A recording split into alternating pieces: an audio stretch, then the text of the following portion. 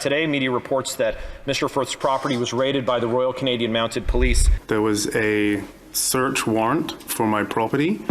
Today is a historic moment. Christian Firth, the guy behind the ArriveCan, Arrive scam, has been brought to the House of Commons for questioning. This is the first time this has happened since 1913. It's been over 100 years. What you're about to see here is Christian Firth, a very, very nervous Christian Firth, getting grilled from all sides in Parliament here. The House will now proceed to the appearance of Christian Firth at the bar of the House. Indeed, the last time an individual was summoned to the bar of the House to answer questions dates back to 1913, well over a century ago. At arms to admit Mr. Firth at the bar of the House. There he is! Look at this guy. McFidgety here. he's got to be so nervous, man. Nobody's been questioned like this in 100 years. You can see it in his face. The man is just gaunt. That's what happens when you steal 20, 40, 60 million dollars of our money, man. Mr. Christian Firth, please remain standing until I invite you to be seated. You are attending the bar of the House for being found in contempt, for your refusal to answer certain questions, and for prevaricating in your answers to other questions before the Standing Committee on Government Operations and Estimates. You are here today by order of this House for the following purposes. First, to receive an admonishment for your refusal to respond to questions posed to you by the committee. Second, to provide responses to the questions referred to in the committee's 17th report. And third, to respond to supplemental questions. What you're about to see here next is disgusting. The Liberals basically support Christian Firth on him not wanting to come today because he has mental health issues. It is just gross. You steal this much money of taxpayers' dollars and the Liberals are like a protective shield. Did Mr. Firth inform the House as to whether he consulted with a medical professional prior to his appearance today regarding answering questions from the House? Mr. Firth. Mr. Speaker, yes, I did. I consulted yesterday. Mr. Speaker, is Mr. Firth comfortable sharing what the doctor told him? Mr. Speaker, yes, I am. Come on, man. I'm supposed to not participate in any activity that would cause any undue stress to myself, as like being stealing her money? diagnosed with having acute mental health flare-ups, actively under therapy, and also on medication. What a load of crap. Mr. Speaker, was the information about Mr. Firth's medical condition shared with the House of Commons administration? Sorry, can you answer the question again, please? Can you answer the question again? He's Certainly, so nervous. by all means. Was the information about Mr. Firth's medical condition shared with the House of Commons administration? Mr. Speaker, we shared it with the clerk.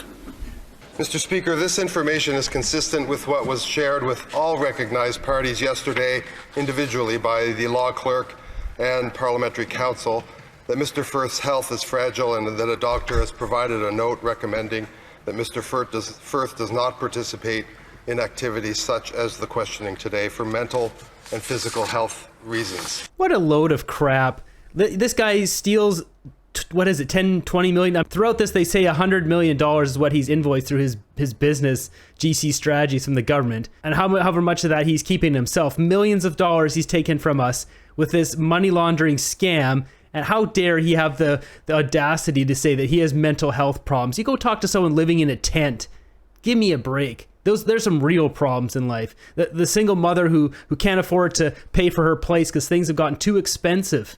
This is just the Liberals, man. Just the most corrupt pieces of garbage ever. Mr. Firth understands that he will have to answer questions and is prepared to do so once his health allows it. Parties were individually informed of options to delay the questioning component of today's proceedings until Mr. Firth has been medically cleared to participate, and only the Conservatives refused. Demonstration of his character and Canadians should pay careful attention.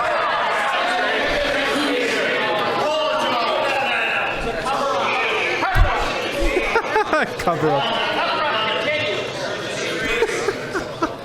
Liberal corruption. Michael Cooper. She said she said a bunch of heartless people. The Honourable Government House Leader. Somewhere on the Liberals said that. I'll repeat the last sentence, Mr. Speaker. This leader is purposely causing disorder in this House. You just asked every person here to keep their conduct calm and within the dignity of the House for these extraordinary proceedings. He is saying things that were in a medical certificate that weren't there, because we had House leaders' discussion on this, and now he is using the opportunity to attack the official opposition. This is inappropriate, and it causes discord in this House. The Honourable Member from Leeds, Grenville, Thousand Islands and Rideau Lakes. Speaker, the ArriveCan was supposed to cost taxpayers $80,000, but the NDP Liberal government rewarded consultants and insiders who got rich on taxpayer dollars for an app that nobody wanted. The app erroneously forced more than 10,000 people under house arrest. It didn't work, and the Auditor General said it cost at least $60 million. ArriveCan is now under 13 federal investigations. 2 middlemen that do no IT work got rich in a corrupt system under this NDP Liberal government. Some, including the witness today, became multimillionaires. GC Strategies is a 2-person company, and they claim to find people who actually do the work by using LinkedIn. Nearly $20 million for ArriveCan is what they were paid, and roughly $2,500 per hour. They've been paid $100 million since forming GC Strategies just after this Liberal Prime Minister was elected. This is 8 years of this Liberal Prime Minister. The Liberal government has been ordered to collect and recoup all funds paid to ArriveCan contractors and subcontractors that did no work on the ArriveCan app. My question, Speaker, has the government asked Mr. Firth to repay the money paid to GC Strategies on ArriveCan? Mr. Firth. Mr. Speaker, no, they have not. Give us our money back, The Honourable man. Member from Leeds, Grenville, Thousand Islands and Rideau Lakes. The procurement watchdog found numerous examples where GC Strategies, quote, had simply copied and pasted, end quote, information to prove the people GC Strategies found to do work on ArriveCan actually did it.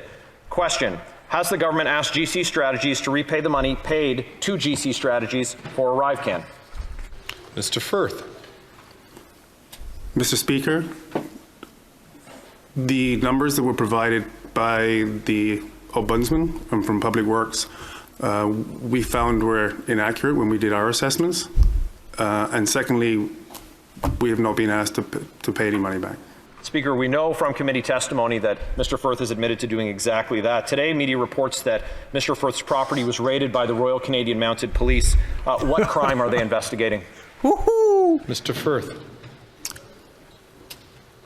Mr. Speaker, that's correct. There was a search warrant, not an arrest warrant, for my property to obtain electronic goods surrounding the Butler allegations. The Royal Canadian Mounted Police have also confirmed that GC Strategies and ArriveCan are under police investigation.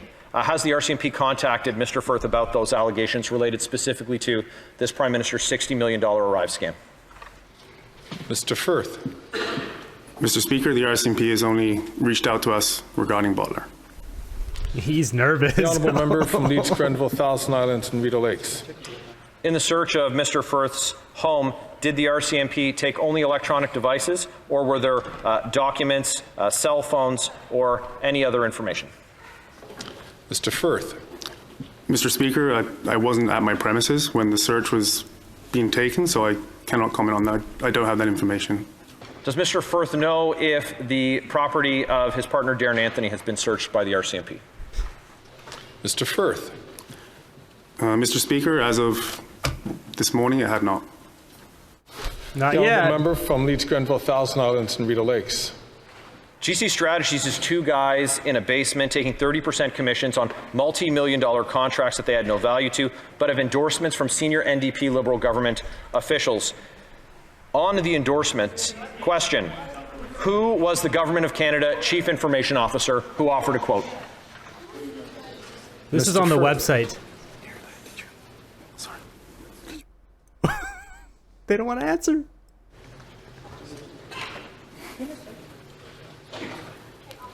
Mr. Firth, you need time to consult with your counsel.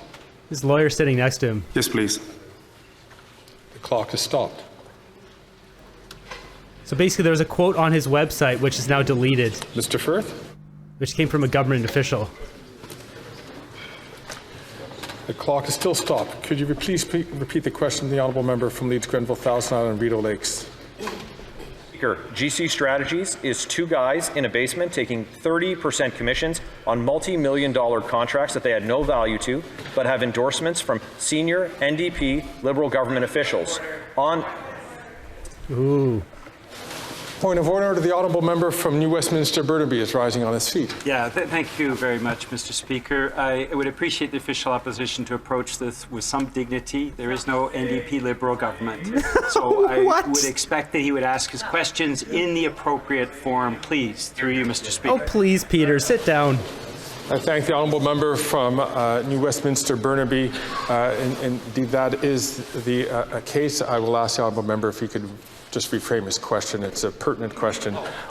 So I should just note here, so on Christian First's website, which is now deleted, he had a quote from someone in the government who, as like a testimony, and he refused to answer who that came from, and he would not say at all. So now that's what he's getting pressed on, because this is basically a direct connection from the government to him. this company has done no work on the multi-million-dollar contracts that they've been given by this Liberal government, supported by the NDP. On the endorsements on their website, who was the Government of Canada Chief Information Officer who provided an endorsement? Mr. Firth. Mr. Speaker, we gave that information over, and the name was Paul Girard. Paul Girard! Yep. So something to note about that, Paul Girard is, looking him up, he quit the government in 2023 to go work as a VP for a green company. He was a Treasury Board, I believe, Treasury Board member. So that's just something to remember. Remember Paul Girard. Mr. Speaker, the Auditor General found in her ArriveCan report that Mr. Firth sat at the table with public servants to draft the requirements for a contract worth $25 million that he was later awarded, and thereby was setting the price. Through you, what are the names of those public servants? Mr. Firth. Again, Mr. Speaker, that name was provided in the questions, and the government official's name was Diane Daly. Diane Daly! Thank you very much, Mr. Speaker. That is in direct contradiction to the name that was submitted by Mr. Firth as a direct answer to this question from me at a committee last month. Why is the answer changing today? Mr. Firth. Mr. Speaker, the question posed to me was who did I speak with in May of 2022 prior to the contract award? And that was the procurement lady, which was the name I gave. But subsequently, there was a question by Mr. Genius that was posed very similar to the honourable members. And that was who was I engaged with at CBSA when discussing suggestions. And that was Diane Daly. Mr. Speaker, the Auditor General also found that the CBSA advised KPMG, a multinational consulting firm, that they would be a subcontractor under his two-person middleman company. At committee, the Deputy Auditor General confirmed this would allow Mr. Firth and GC Strategies to take an additional 20% cut of the contract, despite not even doing the work to get them as a subcontractor. How many times have public servants provided him with subcontractors? Mr. Firth. Mr. Speaker, I don't know. I don't know the answer to that question. It is common for, once you have an existing contract in place, for a client to engage your services to help bring on a subject matter expert that they wouldn't otherwise have access to, or typically because contracting takes quite a long time to actually bring them in if it's a time-sensitive deliverable. Stay tuned on the KPMG. That company stinks. It's a consulting company that Trudeau uses, and there's some new scandals coming out with that. There's some new kind of documents and papers that have been dug up or leaked. That'll be another video. Mr. Speaker, I will take that to mean that the public servants have provided him with subcontractors many times. Thank you. Again, Mr. Speaker, I'm not being elusive. I do not know the answer to that question. Scott. What you're about to see here is an NDP member question Christian Firth if he was lying. That the rules required him at the time to provide a full answer to our questions at committee. Mr. Firth? Mr. Speaker, as a result of my abolishment and understanding that I do now. The honourable member from Skeena Bulkley Valley. Mr. Speaker, in an internal investigation report by the company Bottler AI, there's a characterization of communication with Mr. Firth in which he is discussing the exorbitant commissions charged by his company for the work done by subcontractors. And in those communications, he is alleged to have said that it, quote, sucks for Canada, unquote. Does Mr. Firth recall making those comments? Oh, dude. Mr. Firth? Mr. Speaker, I've not seen any of that content. I cannot recall saying that at all. Oh, of course. The honourable member from Skeena Bulkley Valley.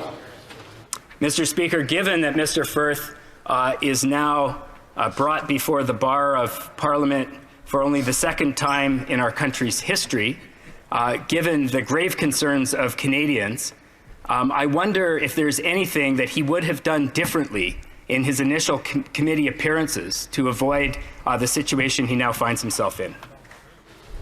Mr. Firth? Mr. Speaker, absolutely. I would have answered the questions more concisely, taken more time in giving the answers, and putting all written information back to the committee faster. What a liar.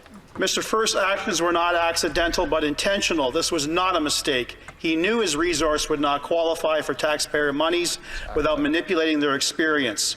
Does Mr. Firth think that the Prime Minister or the Liberal Cabinet Minister should be at the bar answering questions today instead of himself, or is he willing to go to jail for them? The Honourable, Mr. Firth. Mr. Speaker, can I speak to my counsel, please?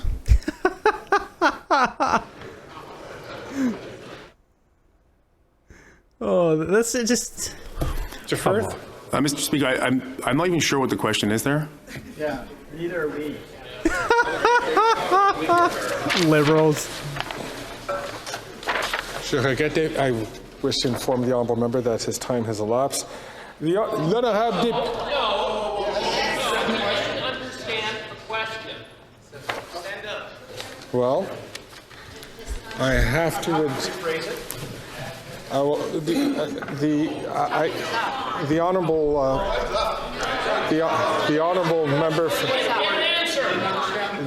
member from Brantford Brant, I'd like to inform him, and we will be able to show him this on the record, but actually, by the time you had finished your question, you had already elapsed the time that you had. I respect that, Mr. Speaker. He clearly indicated he didn't understand the question. In terms of fairness to Mr. Firth, he should be afforded an opportunity to be rephrasing the question, perhaps slower, so we can understand. Corrupt liberals. Point of order, Mr. Speaker. Point of order. The honourable member, the honourable deputy government house leader. Thank you, Mr. Speaker. You started off today about talking about the importance of decorum, and I do not think it's appropriate for the member opposite to be challenging the Speaker when the rules, as you expressed them, were very clear. The time has expired. That means we move on to the next person, and he should not be challenging this chair. I appreciate the intervention from the Deputy Parliamentary Secretary to the Government House Leader. I'm going to take a moment to consult on this matter.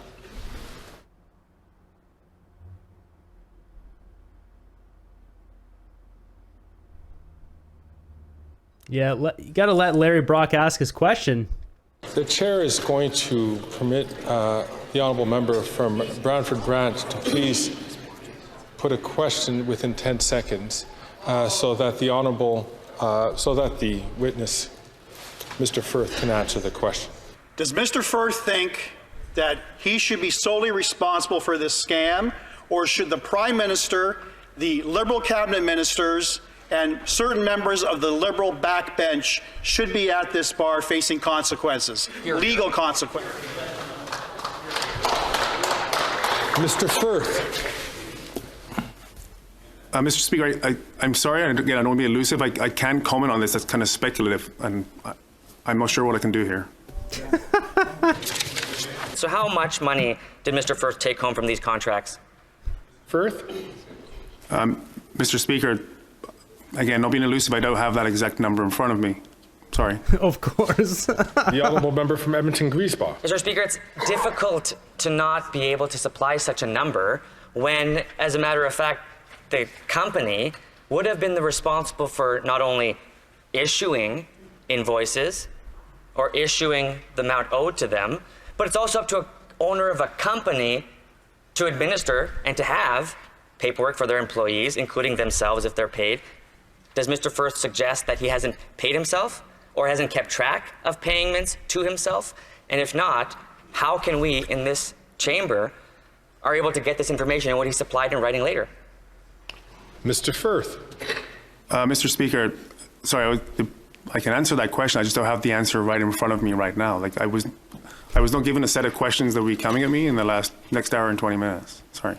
The Conservatives are the only ones who ask good questions trying to find where the corruption is. The NDP like asking how much money he paid himself. Like, who cares? We already got the general number, you know, 18, 20 million, whatever that he took from the government. That's all that really matters. Whether it's sitting in his business bank account or his personal bank account doesn't really matter. It was money that was laundered through the government, is defrauded from taxpayers to him. So why does the NDP even ask those questions? Like, why is he asking that question? It's just a waste of the time. You should be asking, who do you know in the government? Who are, like, all those things the Conservatives are asking. Mr. Firth said today that he was completely unaware of connections between Vaughan Brennan and senior Liberal staffer Jeremy Broadhurst. Completely unaware of connections to senior Liberals. But Mr. Firth received a text on February 1st, 2021 that was subsequently reported in the Globe and Mail that specifically described the involvement of the Deputy Prime Minister's office where Broadhurst was Chief of Staff. Does Mr. Firth want to correct his earlier response? Mr. Firth. Mr. Speaker, I have no knowledge. I cannot remember sending that text message. The honourable member from Sherwood Park, Fort Saskatchewan. Mr. Firth received a text message on February 1st, 2021. It was reported in the Globe and Mail. That report in the Globe and Mail, along with other information, sparked subsequent hearings at the Government Operations Committee. Is Mr. Firth claiming he didn't read that article or the text? Mr. Firth. Mr. Speaker, I cannot remember that text message and I can't remember that article. Oh, please. A final chance to tell the truth.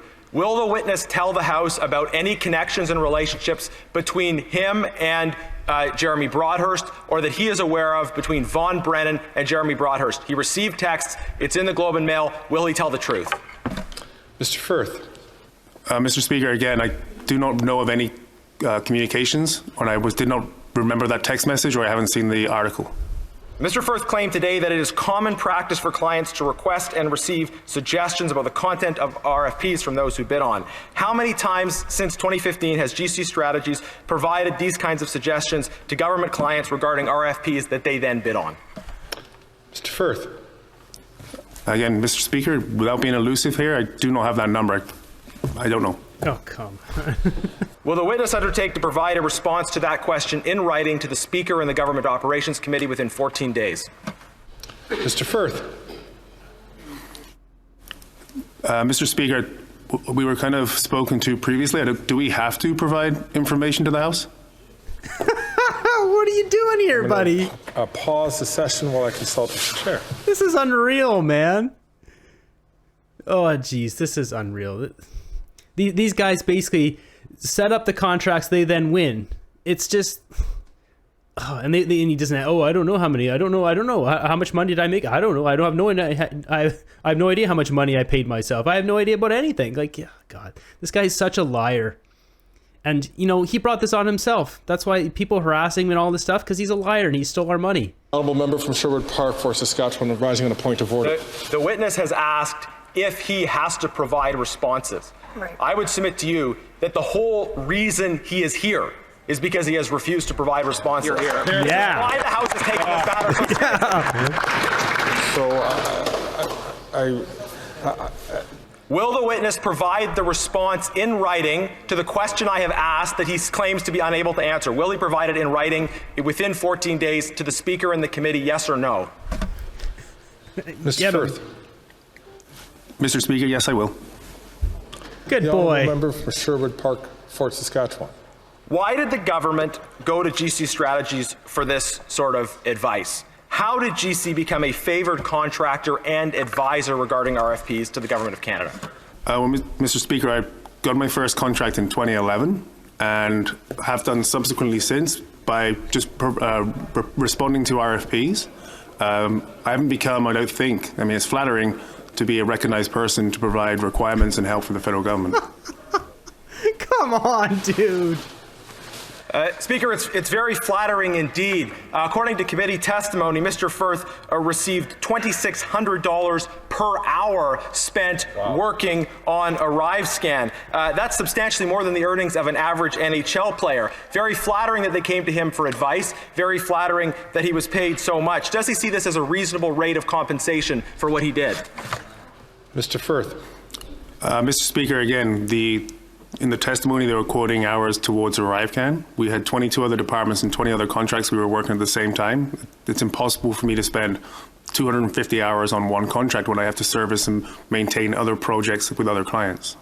Is the witness involved with any other companies? So, just my holdco, that is the 50% owner of GC Strategies. It's lawyers The whispering honourable stuff. member from Sherwood Park, Fort Saskatchewan. What is that holdco, and does it do business with the Government of Canada? Mr. Firth. Mr. Speaker, my holdco is a numbered company that was used to register the name GC Strategies. The honourable member from Sherwood Park, Fort Saskatchewan. Does it do business with the Government of Canada directly? Mr. Firth. Mr. Speaker, it does not. The witness discussed the health of contracts outside the office with Paul Gerard, Treasury Board CIO. Did he discuss replacing resources or increasing resources at that time? Mr. Firth.